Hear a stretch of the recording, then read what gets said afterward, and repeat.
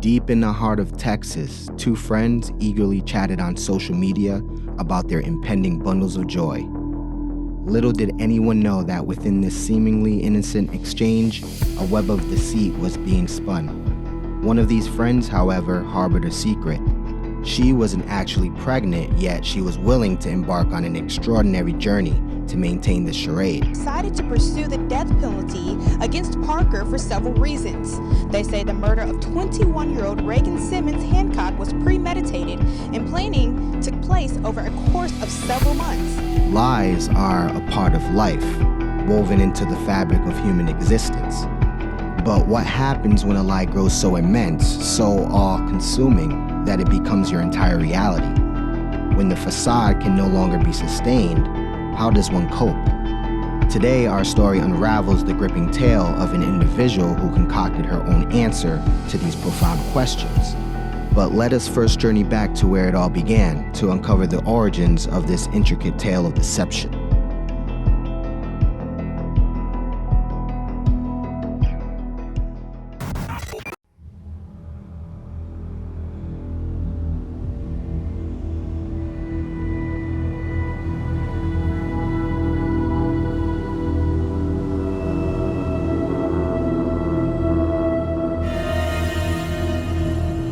From captivating ultrasound pictures to endearing snippets about her baby's health, she left no stone unturned in documenting her anticipation. She even compiled a wish list, dreaming of the items she desired for her soon-to-arrive little one. To all observers, Taylor appeared to be an ordinary woman basking in the exhilaration of impending motherhood. Time marched on, transitioning from late summer to early fall. Taylor eagerly organized a gender reveal party to share the exciting news about her baby. However, as the moment arrived for her to induce labor and bring her little one into the world, a disturbing turn of events unfurled. On the very day scheduled for her induction, a bomb threat was called into the hospital, leading to a disruption in Taylor's plans. Amidst this unexpected delay, whispers began to circulate among those acquainted with Taylor. They couldn't help but recall a crucial detail from her past. She had undergone a hysterectomy, making it impossible for her to conceive. The situation grew increasingly complicated for Taylor Parker. Life had taken a downward turn as troubles with her boyfriend plagued her existence. Fearing that he might leave her, Taylor devised a desperate plan to keep him by her side. She claimed to be pregnant. However, there was a significant hitch. She wasn't actually pregnant. It was a lie. Yet, rather than confessing the truth once her boyfriend committed to staying, Taylor chose to perpetuate the lie, weaving an intricate web of deception. As time pressed forward, Taylor's intricate lie began to evolve, growing in complexity with each passing day. Determined to maintain the illusion of pregnancy, she devised a multitude of deceptive tactics. The creation of fictitious doctor's appointments, counterfeit ultrasounds, curated wish lists, and meticulously planned baby showers became her deceptive arsenal. To enhance her illusion, Taylor even resorted to wearing a fake pregnant belly, altering her physical appearance to match the deception.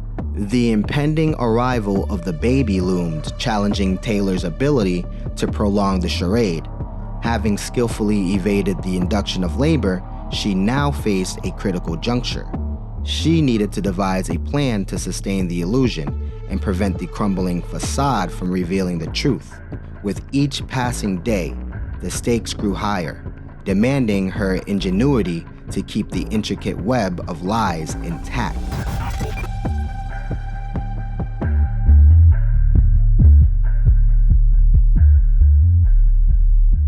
I'm outside Reagan's home, which is where it all happened last week. And over the weekend, people actually started building a memorial for her with flowers and stuffed animals outside of her house.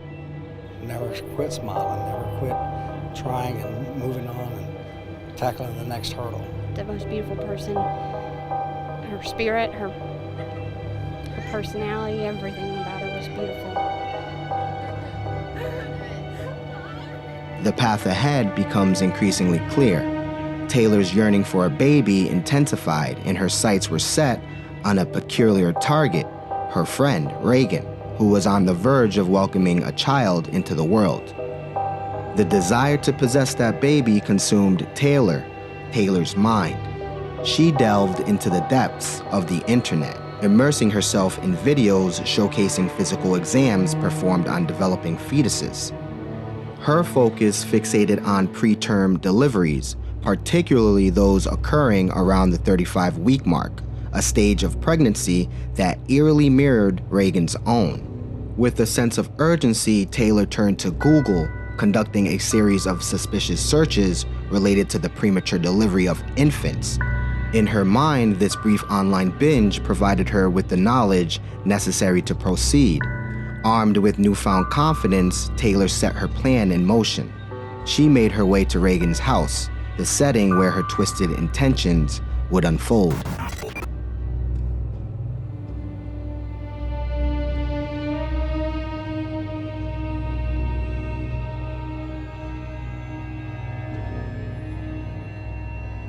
Prosecutors add to that the heinous nature of the crime, and they say that Parker showed no remorse. The probable cause affidavit on the charges filed in October described a gruesome scene discovered by Simmons' mother when she went over to her daughter's house on Austin Street in New Boston. In a horrifying display of brutality, Taylor launched a frenzied attack on Reagan, wielding a hammer and a knife as her weapons of choice. With unrelenting force, she mercilessly struck and cut her victim, inflicting over 100 wounds with at least 30 targeting her head. The room became a battleground of terror as the echoes of each strike reverberated through the air. Fueling the darkness of her assault, Taylor seized a 4-pound jar of pink and blue sand, originally from Reagan's wedding, and brought it crashing down upon her defenseless head. In a desperate bid for survival, Reagan fought back valiantly, sustaining defensive wounds that marred her hands. The ferocity of the struggle left one finger dislocated and another on the brink of severance. Despite Reagan's courageous resistance, Taylor's determination prevailed. With the final act of barbarity, she unleashed a crushing blow with the hammer, completely obliterating Reagan's skull. Then, Taylor reached for a scalpel and began to perform a horrific act of self-performed surgery. When EMS arrived, they discovered Hancock had a cut across her abdomen, but there was no baby. In a moment of sheer horror, she made a deep incision from hip to hip, removing Reagan's uterus from her body and the unborn child that lay inside. The scene grew even more unsettling as Taylor lodged the scalpel deep into Reagan's neck before leaving the scene, leaving behind a chilling aftermath. Adding to the unimaginable horrors of the situation, Reagan's 3-year-old daughter was present in the house throughout this terrifying tragedy. The extent of what she witnessed remains unknown, but the thought of a young child being exposed to such a gruesome scene is deeply unsettling. Shortly after, at approximately 9:30 a.m., a vigilant Texas state trooper noticed a vehicle speeding erratically, catching his attention. Upon pulling the vehicle over, he made a shocking discovery. In his own words, he described the scene. Taylor Parker was the driver and was holding a newborn infant in her lap. The umbilical cord was connected to the infant, which appeared to be coming out of the female's pants as if she had just given birth to the child.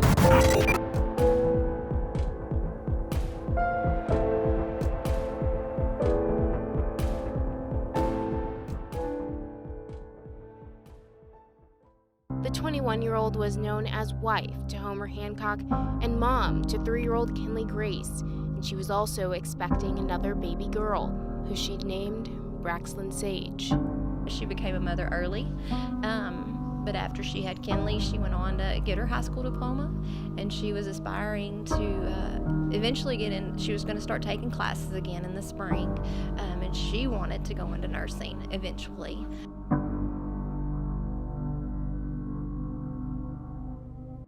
Taylor stated that she had given birth to the baby, who was now laid out on the roadside, appearing to be lifeless.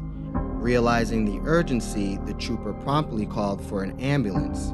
Witnessing the critical situation, the trooper observed Parker frantically performing CPR on the newborn. Paramedics swiftly arrived at the scene and rushed Parker and the baby to a nearby hospital in Idabel, Oklahoma.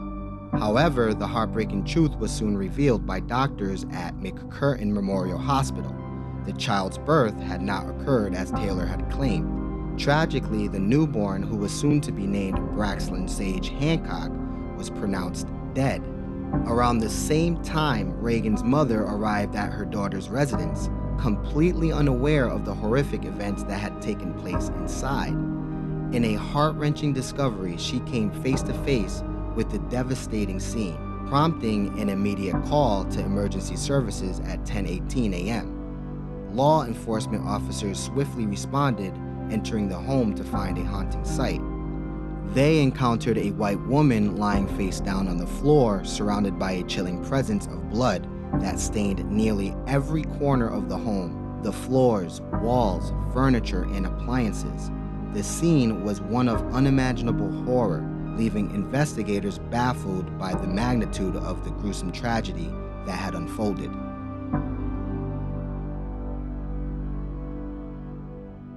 Police are investigating after a woman was found dead in her home after her unborn child was removed from her womb Friday morning. Police in New Boston, which is about 24 miles west of Texarkana, say they responded around 10:20 in the morning. The woman was found dead inside the home. The child also did not survive. Police say they arrested a female suspect in Oklahoma. Right now, details are limited, but the New Boston Police Department and Texas Rangers are investigating. Katie Johnston for CBS 11 News. In the quiet town of New Boston, Texas, home to approximately 4,600 residents, such magnitude of events was unheard of. Faced with an unprecedented situation, local authorities swiftly called upon the expertise of the renowned Texas Rangers to assist in the investigation. As the investigators turned their attention to the lifeless body, a horrifying revelation awaited them. This woman, known to be pregnant, bore the unmistakable absence of her unborn child. Little did they realize that another trooper was already grappling with the unimaginable situation at the hospital, unaware of the connecting threads that would soon link these perplexing occurrences. In the wake of these bewildering circumstances, Taylor's name immediately emerged as a suspect of suspicion. Swift action was taken as the Oklahoma authorities took Taylor into custody that very day. However, due to the ongoing nature of the investigation and the ensuing confusion, authorities remained cautious in disclosing any specific details to the media. The public was left grappling with the unanswered question of what had truly transpired, leaving them in a state of uncertainty and anticipation. Meanwhile, the Oklahoma police and the relentless Texas Rangers pressed on with their tireless investigation. Taylor, who had been held in the Idabel, Oklahoma jail, soon found herself standing before the McCurtain County District Court, facing charges related to the deaths of both Reagan and her child back in Texas. The wheels of justice turned as the truth slowly unraveled, shedding light on the chilling events that had plunged New Boston into a state of shock and disbelief. As the state police delved deeper into the case, they stumbled upon compelling evidence that shed light on Taylor's extensive research into convincingly faking a pregnancy online. They discovered her engagement with numerous videos encompassing the delivery and care of newborn infants, with a particular focus on babies around 35 weeks of gestation. Taylor was transferred to Bowie County, and when she appeared in court, she surprised many by pleading not guilty to the charges, despite the troubling nature of her search history and the fact that she was apprehended with the baby. The weight of the accusations against her included capital murder in connection to Reagan's death and non-capital murder related to the infant's demise. In the prosecution's opening statement, the jury was told that Taylor's actions were not driven by a genuine desire for a baby, but rather stemmed from her fear of losing her boyfriend. To maintain the illusion, she perpetuated the elaborate charade of a fake pregnancy for months on end. She went to great lengths to fabricate her appearance, doctor's appointments, ultrasounds, and every other aspect until she devised her own twisted scheme to obtain a child in the end. During the trial, the prosecutor emphatically stated, "She watched all these videos, clicked on all these links, and they were all at 35 weeks. My opinion is Taylor Parker faked her pregnancy. She planned and carried out the murder of Reagan." In a powerful closing argument, the prosecutor presented the jury with crime scene photos, unveiling every detail, leaving nothing concealed. They painted a vivid picture of Taylor's dangerous nature and argued that she deserved the death penalty for her unforgivable actions. In response, Taylor's lawyer approached the podium and offered a contrasting view. He cautioned against using words that dehumanize, highlighting the complexity of human lives and the multiple layers within each person. "She's a human," he asserted. He then shifted the blame onto Taylor's friends and family, arguing that they should have confronted her about the fabricated pregnancy, as it should have been apparent to them. As the trial drew to a close, the prosecutors urged the Texas jury to sentence Taylor to death, emphasizing the heinous nature of the crime. They argued that if any crime warranted the ultimate penalty, it was one as meticulously planned and ruthlessly executed as this. The level of deception maintained over months, the premeditation involved in orchestrating the murder, and the sheer brutality of the act itself rendered it utterly inexcusable. Taylor's defense vehemently asserted that they would demonstrate her mental illness.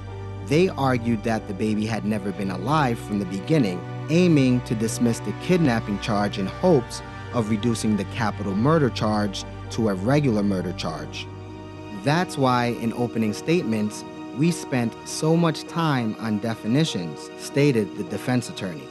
"You can't kidnap a person who has not been born alive," he emphatically told the jury in his final argument. However, their case was countered by several medical professionals who testified that the child had indeed had a heartbeat at birth, and Taylor's actions undeniably resulted in the cessation of that heartbeat. Deliberation didn't take long for the jury, composed of 6 men and 6 women. In less than an hour, they reached a decision convicting Taylor Parker of capital murder. Reagan's mother, who had stumbled upon the horrifying crime scene herself, courageously addressed the court. She referred to Taylor as an evil piece of flesh demon, piercingly questioning who would care for her now, as Reagan was one of the very few people on earth who cared about her. Gazing directly at Taylor, she uttered words of anguish. "My baby was alive and still fighting for her babies when you tore her open and ripped her baby from her stomach." Reagan's sister also voiced her pain, sharing the heartbreaking reality that she would now have to carry a picture of her sister down the aisle at her upcoming wedding. Her sister, who had been intended to be the maid of honor as they had planned, would no longer be there by her side. The first assistant district attorney addressed the court as well, acknowledging the horrific circumstances surrounding Reagan's death and affirming the indisputable nature of the torture she had endured. Braxton spent her living and dying moments in the arms of the person who killed her. What case would deserve the death penalty if not this one? Mercy is for someone who understands and acknowledges what they have done. In response to the jury's verdict, the judge solemnly instructed the bailiff, "Take her to death row." Heavy burden feels lifted. I feel like now we can start trying to heal. We don't have this over our heads. We know where she's going to be, we know where she's at, and she's taken care of. That is Reagan Hancock's mother after a Bowie County jury sentenced convicted killer Taylor Parker to death for the murder of Reagan Hancock and her unborn baby, Braxton Sage. And so, Taylor Parker remains in custody on death row, currently awaiting her fate at the time of this recording. The clock is ticking.